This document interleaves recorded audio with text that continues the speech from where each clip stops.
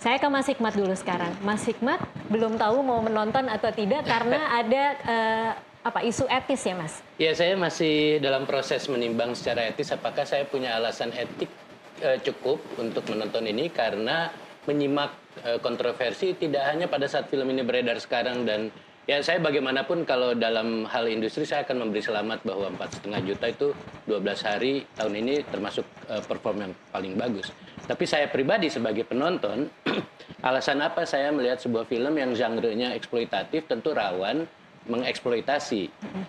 Jadi saya membedakan ya, ini filmnya kan horor. Pilihan untuk memfilmkan kisah nyata kriminal, pembunuhan, dan kemudian dipaparkan dalam bentuk horor, itu tentu saja masuk ke wilayah kategori film genre eksploitatif. Itu belum ada penilaian etisnya, itu hanya satu dari sekian genre. Ada beberapa film sebelumnya yang mengangkat kisah nyata pembunuhan, misalnya yang paling dekat itu tahun 2000-an, Marsina. Ya. Itu tidak dipilih dalam bentuk horor, genre-nya itu drama kejahatan, tetapi toh yang menonton juga mendapatkan efek yang ini keras sekali dan cukup traumatik, tetapi saya kira ada alasan buat saya untuk menonton pada saat itu. Oke, gitu ya. Jadi kebimbangannya lebih kepada genrenya. Enggak, setelah genre saya menyimak keributannya. Iya. Nah, keributannya itu ya patut saya pertimbangkan juga, karena apa? Misalnya, apakah saya turut menyumbang pada eksploitasi? Nah, sekali lagi saya belum masih dalam proses. Tapi keributan ini tidak hanya pada saat film ini beredar sekarang.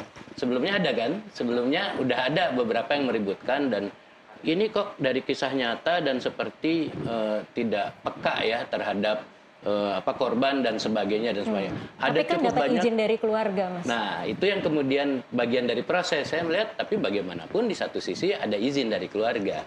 Nah, dan jadi, bahwa sekarang efeknya kemudian polisi jadi menindaklanjuti kasus ini kan merupakan sesuatu yang bagus tidak?